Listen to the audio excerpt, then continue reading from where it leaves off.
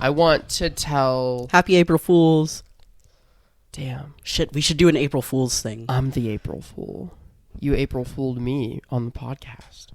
Well, you didn't even get to say anything. I know. But I'm saying we should... That's even funnier. Can we, like, plan an April Fool's prank in the...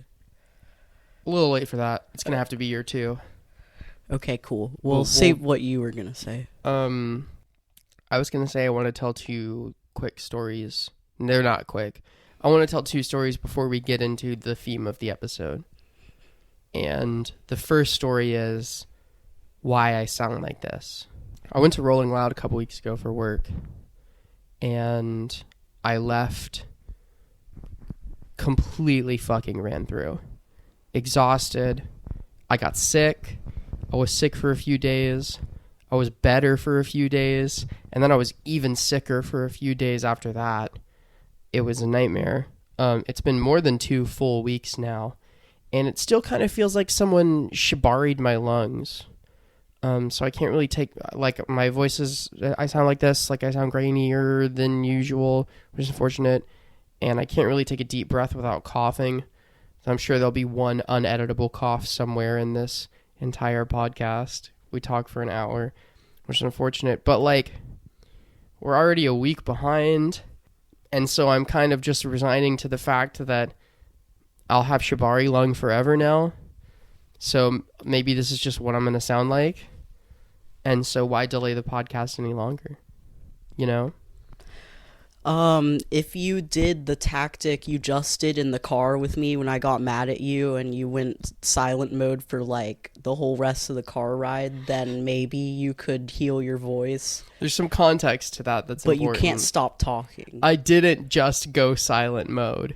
Well, I said... You said, you're making me mad in the car. And I said, what am I doing to make you mad? And you said, talking. So I did not say another word for the entire rest of the car ride. Even as you repeatedly tried to talk to me. And I was really impressed that you were able to stay silent for that long. And I was thinking, like, if you gave yourself real vocal rest like that, then maybe you could be healed tomorrow. I'm very obedient. So if there was yes, I do love to yap, and I if left to my own devices, I'll yap indefinitely. We should put an electric shock collar on you. Yeah, something like that might actually help fix me. But then it would hurt your throat. I don't know. I don't even know what's wrong. I mean, I just forever have Rolling Loud lung. Well, I know you've, like, never gotten sick before, but... Yeah, I don't get sick this is the first time I've been sick in, like, years. Yeah, sometimes it takes, like, more than a few days to recover from a cold or something. Dude, it's been, like, 2 weeks. Sometimes it's like that. I went to Rolling Loud the first day of Rolling Loud was March 14th. It's April 1st. I mean, sometimes I have... Yeah, sometimes I'm ill for, like, 2 weeks, you know? What a nightmare. Ridiculous. I think most people can relate. Woo! It's been awful. The only solace, like, I haven't killed myself, obviously. I would have killed myself had I been sick for the entirety of that 2 weeks. I got better for the first weekend and got to participate in some things that I wanted to participate in while I was better. And then I re-cratered after that. And if that hadn't happened, had I been just floored sick for that entire weekend and missed those events, you would not be hearing from me right now. I would have killed myself. How would you do it? How would I kill myself? I'd just jump off some big... We don't have anything near us that's big enough to jump off of. Well, if I'm going to kill myself, I'm not that worried about how far I have to drive to get there. Probably look for something scenic. Like jump off a cliff into the ocean. Jump off a building in downtown LA. Potentially, yeah. Hadn't really thought it out because, like I said, I was freed from my sickness for a brief few days. Mm-hmm. Anyway, the second story I want to tell comes from a party we were at recently. You're not in this one because you were tapped out with a tummy ache. I had a tummy ache. At the function. So while you were aching, this party was almost all cis, gay, twink men. I would say if there were 30 people there, 23 to 25 of them were cis gay twink men. And we thought, because there were like 4 dolls there, obviously we cuddled tightly together. We found each other very quickly. And we thought it was really funny watching all of the twinks play drinking games. They're playing like beer pong. Like, I don't really know drinking games, but they're playing like, they're playing drinking games with like solo cups and ping pong balls and tables and shit. And it gets very frat. Like, they're like really into it and like literally fucking hooting and hollering and like chanting at each other. And we found that hilarious.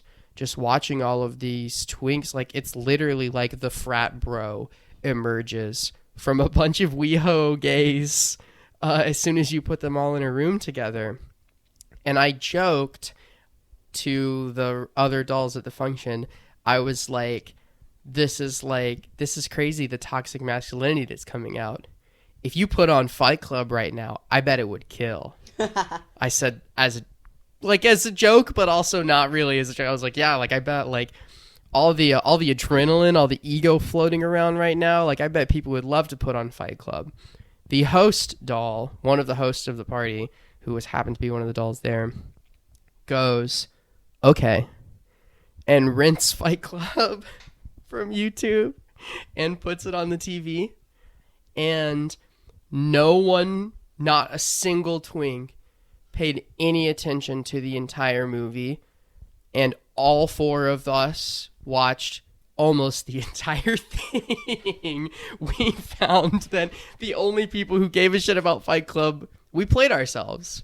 Because there was literally a doll puddle on the couch. We were all curled up, very high, admittedly, watching Fight Club, talking to each other about how much we were enjoying watching Fight Club at like 1:30 in the morning at this party. I feel like that makes more sense somehow than if all the cis gay twinks were interested in Fight Club. It makes more sense that a bunch of dolls would, because you guys are looking at it like from a post-male lens. Exactly. we were looking at it to go see like Brad Pitt in any scene and be like, oh, he's so baby girl, and everybody's like, yeah. Oh, he's so baby girl. Which he is. He's so baby girl in that movie. I don't know if you were clued in, but also most of the cis gay twinks there were gamers. So, gamers have that hype. They have that, like, the let's fucking go. You're speaking as a gamer, yeah. Yeah. The let's fucking go. Well, they were playing Smash earlier as well. Yeah, I saw that. And you told the host of the party, I can't believe you're not good at Smash. Because I'm not very good at video games, broadly speaking, and I'm surprisingly good at Smash for having not played it a whole ton in my life. And I think that's because trans women have a biological advantage at Smash Brothers. At fighting games, and so someone told a story about the host going on a first date and someone purposefully going easy on them at Smash Brothers and letting them win. And I thought that meant that she was like terrible at it. Mm-hmm. But I clarified that she's like fine at it, just not on the same level as a lot of the cis gamer twinks, I guess. So we watched Fight Club, high on K, 4 dolls. We talked about how we actually found the movie really entertaining, even though it's very silly and people miss the point of it a lot. And we barked when Brad Pitt would come on screen in a sexy outfit. It was great. Yeah, I've never actually watched Fight Club ever, but I feel like I would learn a lot from it, like, as a tboy. I think it would teach me something. Get a little toxic masculinity in you. Yeah. That's very attractive. I think I could use some of that. Yeah, definitely. Like, when I was mad at you in the car, too, I kind of thought about, like, beating the shit out of you. And I was like... You've brought that up a lot recently. Because, like, I like sometimes I'm kind of mad, but I know you like it.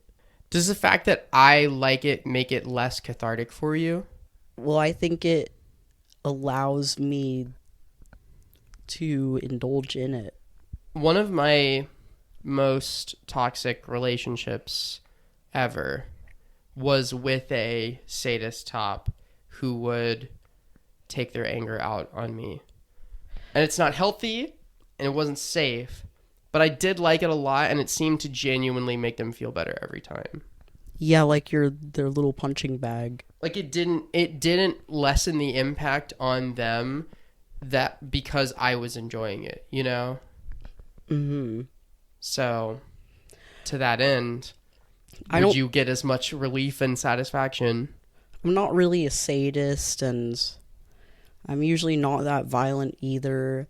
I think that it would just be me, like I would get out my anger on you, but I would get more satisfaction from knowing that you enjoy it Interesting. instead of me enjoying it, like enjoying the act of like hitting a woman. Yeah, you would love Fight Club. No, I'm not saying I want to hit a woman. I'm saying I think you just spent 5 minutes saying you want to hit a woman. Well, I want to hit you, who is a woman, Ergo, you want to hit a woman. but because I know that you would really like it. In fact, you ask me to hit you harder sometimes because I have such like baby fists, and I don't think it's your baby fist. I think it's that you don't really have experience What's my doling out punishment. flick of the wrist or whatever. I'm not literally punching you, but like, I don't know the proper technique for flogging and such. I also think you're like very nervous about hurting people. I am nervous, but like if I'm mad at you, I'm less nervous. That's interesting. This is really toxic, but I'm totally willing to give this a shot. We'll talk after the pod. Yeah, we might just have to report back on how this goes. Welcome to Brain Frot, episode 7. Yeah, episode 7. I'm Lex. I'm Lavender. That was a fun little diatribe. That's what I love about this podcast. I never know where it's gonna go. Yeah, you can't clip that for the Instagram because then You're gonna look like canceled. an abuser. Yeah. You could use one round of canceling. It'll make you stronger. Do it while you're like not famous and don't have a whole ton of profile right now, and then get your cancel out of the way. What about you? I went through it. Oh, you've been canceled? Yeah, I went through it early in Sissy Allegations, making some Oh, right. like. You make like poly discourse posts. No, it wasn't even that. It was like I made like eating disorder memes because it was what I was dealing with at the time. Early Dollhouse stuff, even like pre Dollhouse stuff, and I definitely went through my round of call outs and canceling for that. But it's behind me now, so it was really only just because I was making memes about what I was doing in my life, and what I was doing was perhaps a little toxic, and I was glorifying it. That's kind of like every post you make, though. Yeah, I think it's just people are more willing to Yeah. look past the toxicity when it's kink related than when it's lifestyle related, because, eating disorder has such a ravaging history, particularly with younger women. Indeed. So this episode, we want to talk about community organization, I suppose. How trans people are gathering, what they're doing together, the type of functions and places that get us out of the house versus the things that don't. And to put it as simply as possible, as I was trying to explain it to somebody at a trans function the other night, and we'll elaborate on this obviously, but to me, it is always easier to get me to leave the house for a function, for something, a party or a show or an event of some kind that is trans related than just a gathering of trans people. I would agree, but I think that I'm curious where you think the line is between, like, distinguishing between those, because one of the events I'm sure we'll talk about is just like a trans mixer type, like, meetup at a bar every Tuesday that we go to, and that I think is a trans run event for meeting other trans people, like you said, but you like that event. Yes. So we're talking about an event in Los Angeles that we go to pretty much every Tuesday. It's trans night at a lesbian bar. And they do, like dinner specials. Sometimes there's DJ sets. You're right. Sometimes there is nothing. Like nothing particular going on, pulling people to the function. They do like little icebreaker games, and you can write your name on a name tag. I think that's the part you don't fuck with. I've never once participated in that. Yeah, I'm not gonna put my name because it feels like a mixer. Like the thing that I like about that event is it doesn't feel like a mixer. It feels like a night out at a bar that only trans people go to. Well, it kind of doesn't feel like a mixer just because you specifically are not participating in those mixer aspects of it. I feel like a lot of people aren't participating. Maybe we just show up too late in the night. But yeah, we've only gone once where apparently they do a speech every time. We've only witnessed the speech once. Yeah, I like to show up late and miss all of the things that make it like a queer trans mixer. And show up late and get a drink and talk to our friends and the regulars and the people that we see there routinely and new trans people who might just be brushing through.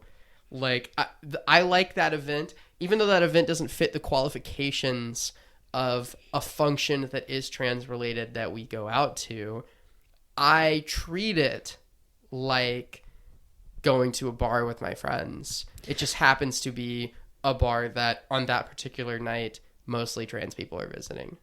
Yeah, I think the setting of a bar definitely helps. I think there are aspects of going to that event that work for like different people. Like you don't have to participate in the mixer games if you don't want to, but I think like those mixer games are useful for people.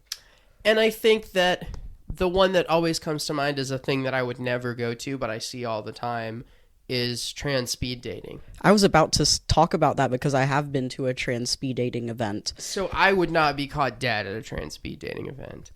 However, I understand that for a lot of people, that can be a very helpful sort of foot in the door. Yeah, I mean, I'm not as socially gifted as you, so, I mean, I will say, like, it's still awkward because, like, I think the structure is just, naturally kind of awkward having to adhere to, like, a little guidelines and games and such, but, like, it helps people who would otherwise not be able to, like, socially function. Like, I had been to this trans speed dating event. It's the only one I've been to so far that was at, like, a arts venue type, where they usually have like, there's like a gallery and they'll have like artist market and stuff. So, it brings that kind of introverted gay vibe, which I am, whereas, the setting like a bar will bring out the more extroverted types. So, I think environment is something that definitely plays into how your trans event will go. At this speed dating event, it was actually the first time that I met the trans woman who runs the Trans Tuesday at the lesbian bar. And she was really inspired to run her own like trans events. So I don't know. It was cool that I bumped into her there. I don't regret going because I did meet a bunch of cool people there who, I mean, we're like Instagram mutuals or whatever. I didn't really connect with anyone there. I feel like a lot of, I don't know, just like dating, speed dating, like dating apps, a lot of the time it can feel forced to me because you're kind of trying to force that socialization. I think that's probably like the main critique you have for some of these like trans events, is that the forced socialization aspect doesn't really work for you. Yeah, it's like a lot of the events that they're overplanned for Yeah. me. They feel like socialization with the kid gloves off. You know, like I would rather be let loose around a bar to go talk to girls, you know, as I see fit, as I would, you know, in any social environment. And so some of the strain and the rigor on an event like speed dating and other similar events that are just, you know, like meet and greets or mixers that are just over planned and like overbearingly organized are like nightmare functions for me, because I feel like I'm just not showing anyone my best, my most poised. Like I'm not meeting the kind of people that I really want to be meeting at those functions. So like I'm not. Those are the type of things that I'm not gonna go to. However, for the exact reasons that you stated, I understand why they exist and why they're helpful to a lot of people. Like, I'm not saying we should stop having speed dating or anything. Obviously, if you want to start up trans speed dating, do it. I won't be there, but I hope it goes wonderful for you. I wish, like, that's why the bad bitches are not at the speed dating event, because you guys are already too socially advanced. Yeah.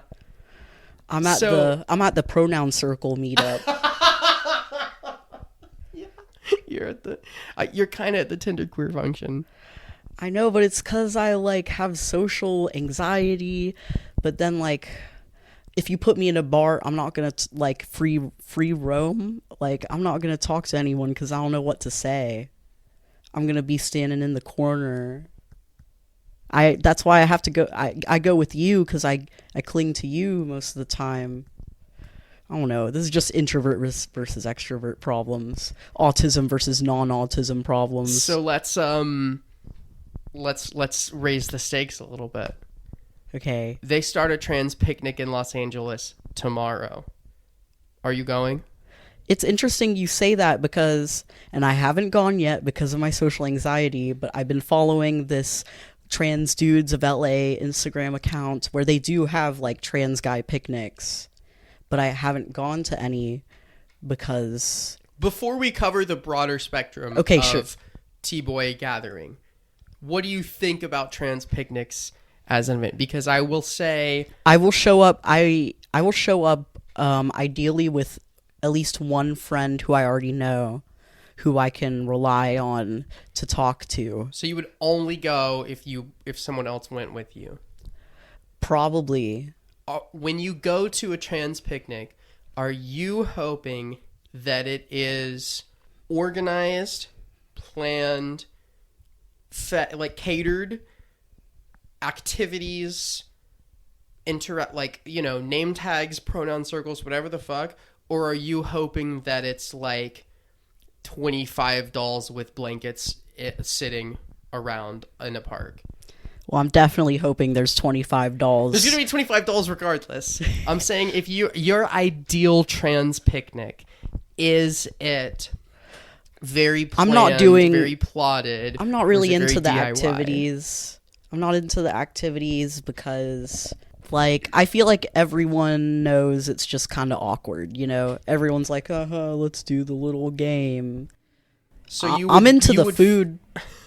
You would fall on the less planned, less organized side of things. Not completely unorganized. You just want to eat. Well, yes, I want to eat, but I need to be, like, welcomed into the space. Like, someone needs to chaperone me in, or otherwise I'm gonna kind of stand there and be like, is this the trans picnic? You would be able to tell if it's the trans Well, picnic. I know, but then, like, I don't know, I need, like, a helpful entry person who can be like, hey, you here for the trans picnic? Welcome to the trans picnic. My name's blah, blah, blah. And then I can say, cool, Nice to meet you. My name is Lex. I think if there's some, like, a host of sorts who can welcome and kind of briefly introduce you to what's happening, I think that helps make me feel more comfortable. I don't necessarily need to do the activities and name tag. Honestly, I think all I need is like a welcome and introduction for me. Okay. Do you think you would talk to people? I think that I would mainly talk to other people who look as shy and nervous as I do. That's interesting. Those are the people you look for in social environments? Yeah, because I know that they probably want to talk to someone too, and they would be relieved if I talked to them. That's fair. That's quite noble of you. Yeah. I don't really try to talk to the most popular girl there because I know everybody's already talking to her. Fair enough. What do you do? How do you approach? We're like doing pickup art right now. Pickup artistry? Yeah. Yeah. How do you open? I talk to the cutest people in the room. You're shooting high. Yeah, I mean, I'm pretty attractive. Like, I'm not saying that I'm like a model or anything, but I've certainly had plenty of success walking into a room and flirting with the hottest bitches in it. That's been a tried and true formula for me for quite a long time. So why change? Like, yes, I'm shooting for the stars, but you know, you are the star. I got a lot of stars in my bag already, so. I mean, to be clear, I'm talking to the cuties as well. It's just like the shy cuties. Right. So sometimes the shyest person in the room is also the cutest person in the room. I'm not saying that being the most sociable, popular person in a room directly translates to being the most attractive. Mm-hmm. But yeah, when I'm at the function, I'm looking for cutie pies, and that's who I'm talking to. That's who I'm hanging out with. Why don't tboys gather like dolls do? I'm glad you asked, Lav. This is something that I've been theorizing on. I'm sure I saw like a Tumblr post or something that says this same thing. But like basically, I saw a post of some sort that was discussing how it seems that, and this is very much a generalization, but it seems that trans women will tend to flock together and trans men will tend to not be as in tune with their community. Like, they're more spaced out, kind of harder to find. Yes, that is a generalization, but I think that is a shared observation among many, many, many queer people. We're hardly the first people to ever ask why trans femmes are organizing community for themselves so much more than trans masks are. Like, yes, this is like observational, and there are plenty of trans masks doing tons of community work out there, but it's not like we're the first people to ever observe this. It's kind of like a phenomenon. Yeah, and I think the way you phrased it, like, why are trans women all about like community organizing? I think it's because they have to, like, it's more necessary, just because trans women tend to be more marginalized than trans men in, I just think that's true. So I think that naturally calls for trans women to band together to like protect each other more. It's just more needed. You told me something interesting once, a sort of theory you had or a post you saw that suggested that trans masculine people are a lot more stealth. Trans feminine people are generally, very broadly speaking, a lot louder about being trans feminine. It's a lot more part of their identity, and you and I both find that a lot of trans masks are stealth. They want to disappear into cis gay or sometimes cis lesbian circles and just be a part of that and not necessarily make the fact that they're trans mask a huge deal. So they wouldn't go to, say, like a trans mask function. Yeah, there's a lot to this. So I was thinking, And I know there are also a lot of stealth trans women. Obviously, And, we're speaking in generalizations and all Yeah. of this. Just our observation. And, sometimes those people are stealth because of safety reasons. Mm-hmm. Um, I'm not criticizing anybody for being stealth. yeah, no, being stealth is okay.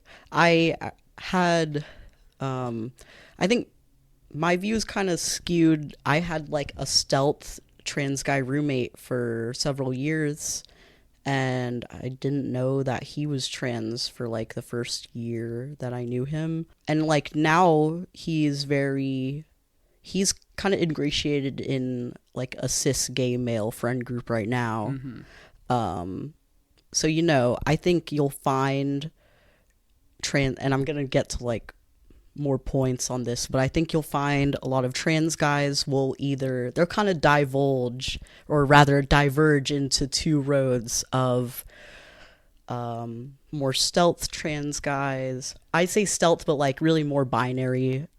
Maybe, yeah, I guess more binary trans guys who are very passing as just cis men, or like particularly will be found in cis gay male communities. They'll become like your WeHo gays, and they'll blend in and be perfectly happy in that environment.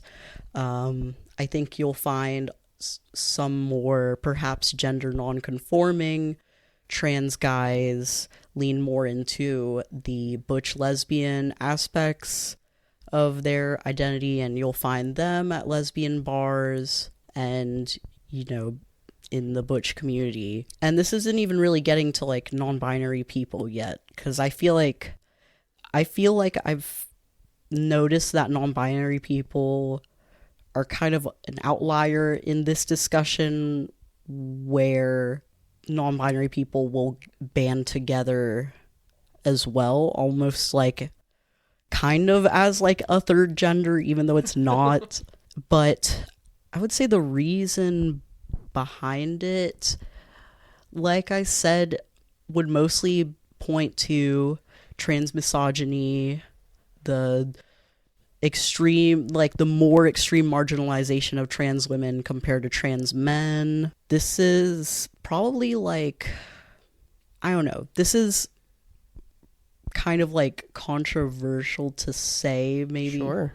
But I think that, okay, this is getting to like a biological aspect. So I know this is like controversial because obviously like biology is not everything with gender, but I think that testosterone has this more permanent effect on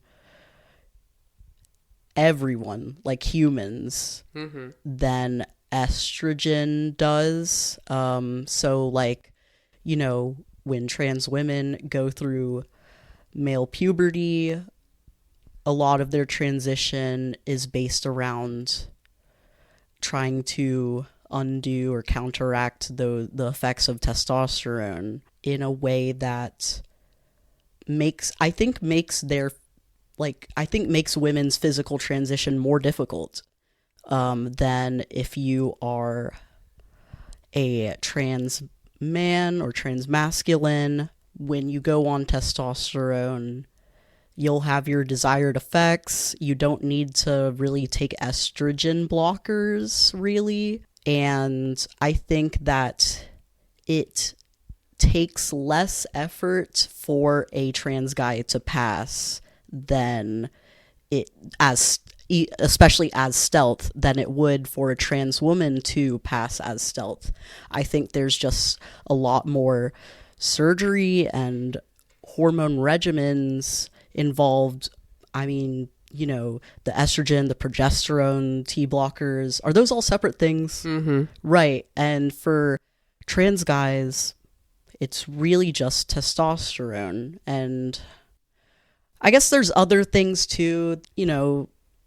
There's like finasteride for hair loss, but that's just kind of like a like cis guys take that because of what testosterone does to them. Like, I think testosterone almost has, I don't know, it's like the masculinizing effects of testosterone are harder for trans women to deal with, and I think it makes trans men's transition much easier.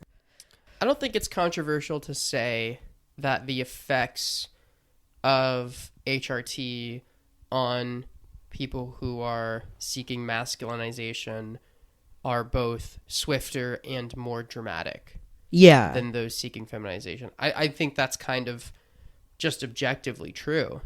And I think you can also toss in the element that women, broadly speaking, are held to a lot higher standards of social performance and behavior than men are. That for a lot of, I hate this term, but male socialized people can have a lot more difficult time learning how to be adult women than female socialized people learning how to be adult men, because frankly the standards are a lot lower. Yeah, like there's less to do if you're a man. You don't really have to worry about makeup and like fashion like that.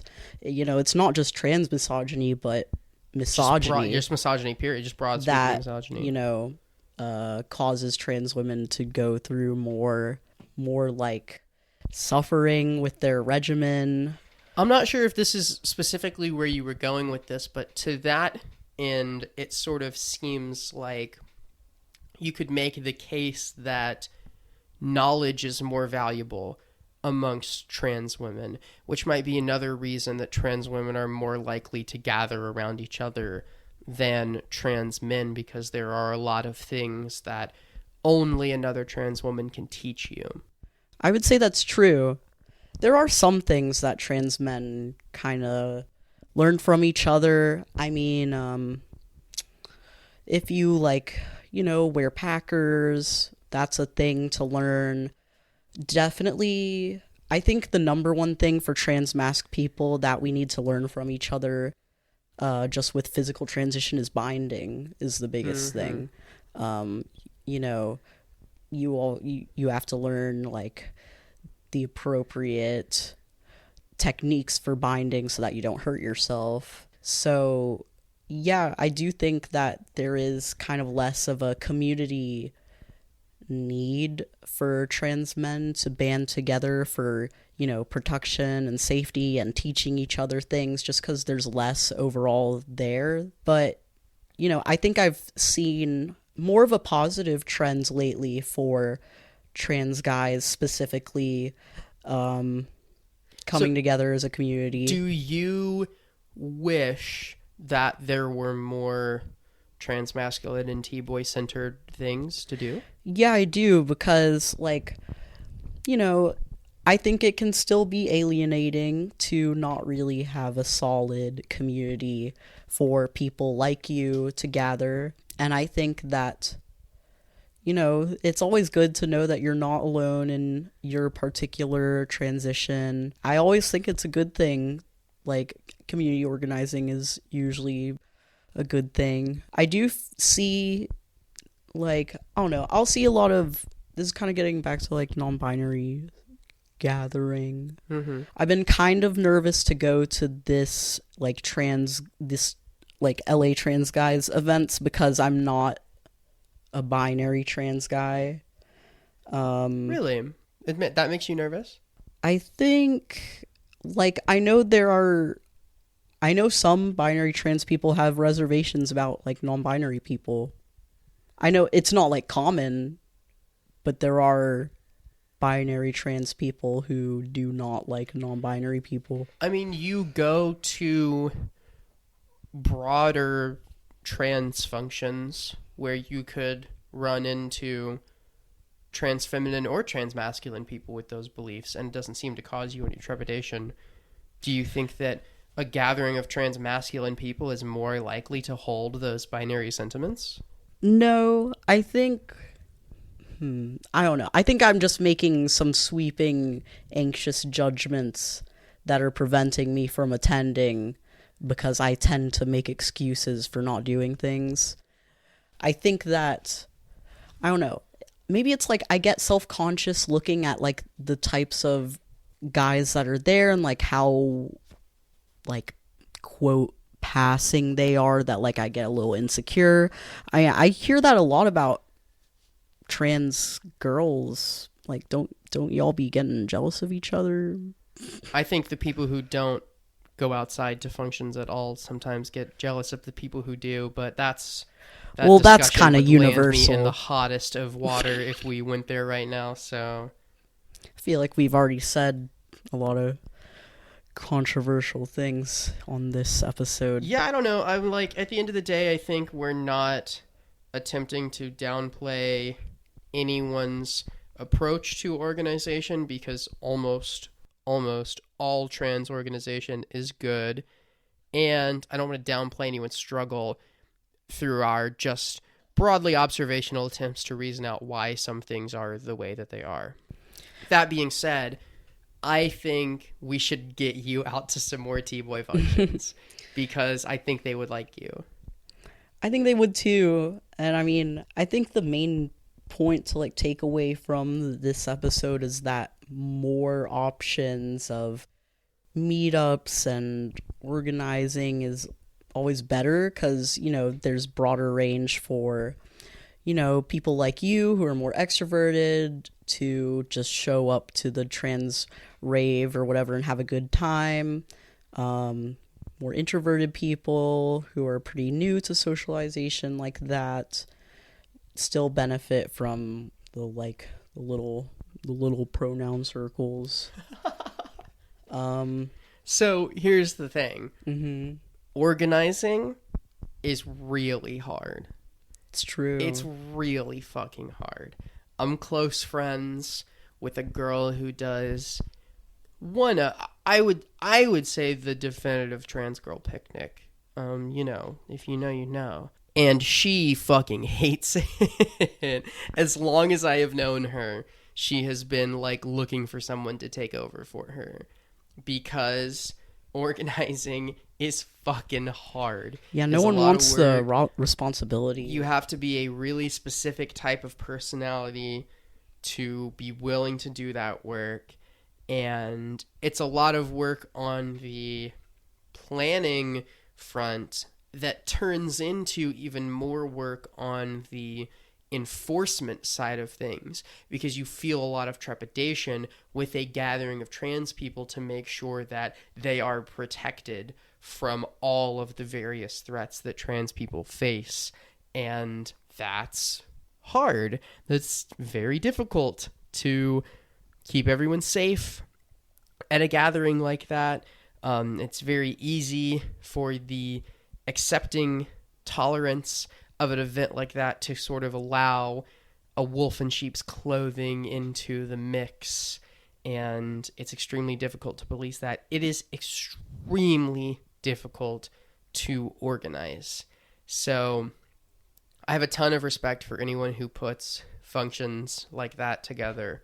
Especially, I mean, like here in LA, there's a lot of trans people, there's a lot of venues. Organizing is still really hard, but I really appreciate like the people who put that work in places where there is more open hostility to trans people and less trans people. Organizing is even more difficult. So the people who are organizing in red states or in more suburban and rural places that don't have a whole ton of trans people are the real goddamn heroes right now, I think. Yeah, I didn't even think about, like, I think I'm very, like, blessed to be in LA where it's so normal, because I forget that, like, if I were back in South Carolina or Georgia, like, people would pull up to that shit. Definitely. Like, you would have to be very careful with the methods through which you publicized the fact that you were hosting a trans event in a lot of places. I mean, those considerations are probably taken even in places like Los Angeles. There's certainly still plenty of open hostility to trans people. I was harassed in front of a show like 3 weeks ago with a bunch of my doll friends by people on the street in LA. Yeah, we stay getting harassed on the metro.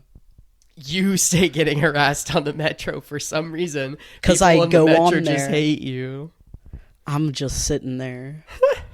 I was wearing like cat ears that one time, so I think that's what tipped him off.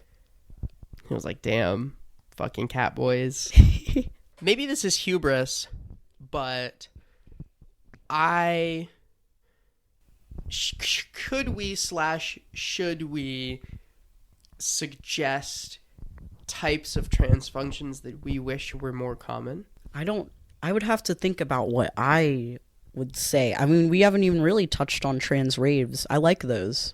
Yeah, so my favorite trans function in Los Angeles is a line of trans raves that was started last year, run by trans people, predominantly trans women, almost always trans DJs, and trans people show out.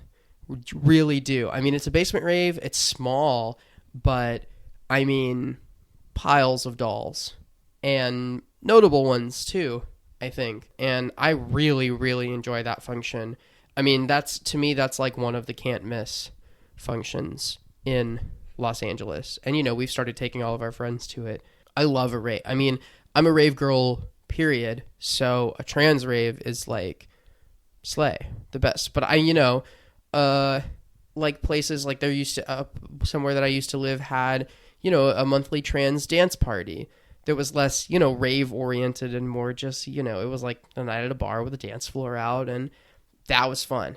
And I really enjoy that. And trans people showed out for it. I kind of like, I know this is like silly to you probably, but I kind of like trans sporting leagues.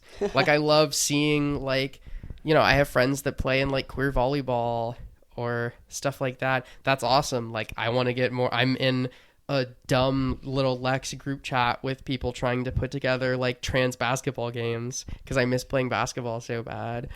I love shit like that. I love trans music. That's definitely something I wish we had a bigger scene of in Los Angeles. There are a lot of trans hyperpop artists out here, so it's cool to go to Subculture or Heaven, or our friends at Lip Gloss Party put on great shows. There's places like Make Out Music that are hosting great shows with, you know, trans artists. I wish there was a little bit more of a trans punk scene. I miss trans punk and hardcore shows in Bushwick, which are a lot more common, but, you know, it would be hard for that scene to pop up overnight. Yeah, those are some examples of trans gatherings that I've enjoyed in the past and that I wish there were more of. Yeah, I think music is a really good trans meetup of sorts because, you know, it's not even like, oh, only trans people come, but like if the musician is trans, then the trans people are coming. Trans people will come, yeah. Trans people are coming. Unless it's like Kim Petras. Yeah, we did go to Kim Petras and it was all cis gays. Yeah. I've been to a few other, like, just in the realm of, like, I think creative things, like things where people are showing off their art or music are really good. Like if the artist is trans, not just like music, but I've been to like LGBT focused like figure drawing sessions that I really enjoyed, like with a trans model, that, you know, I just like going to spaces where I know there's going to be trans people because like I feel more safe there. And, you know, this is more on the introverted, crafty, artsy side, but that like Trans Dudes of LA page I was looking at, they do have the picnic, but I've been wanting to go to their like printmaking event because then I like printmaking, so I can just like make prints with a bunch of other trans guys, and that sounds awesome. Yeah, that sounds amazing. So like when the activity is like an art, I think that's really good. And I definitely, we're still hinting at one of the first things we said once we started talking about organization and stuff, that having something to do, a reason for people to be gathering, like so much more likely for me to come out to the function if there is a show or just like some reason that people are gathering, and it is also run by and for trans people, like, is like, that's so important to me, like on an organizational level, is to give people a reason to go out. Did we just fix trans people? Did we just fix trans organizing? I think we did. I think we just fixed transgender society.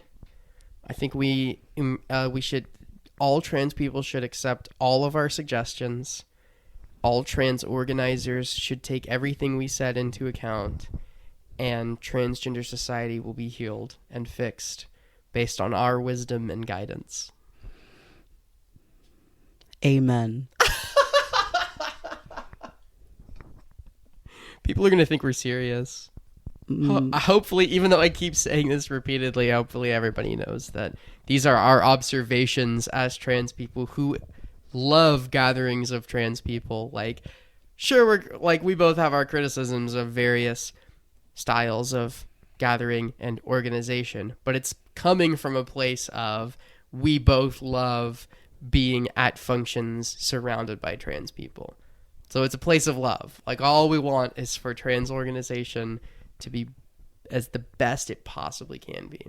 And we're dumb, stupid little hypocrites who have never organized shit and don't deal with the actual really difficult struggles that organizers have to go through to put on these events. I actually hate trans people. That's it. We're done.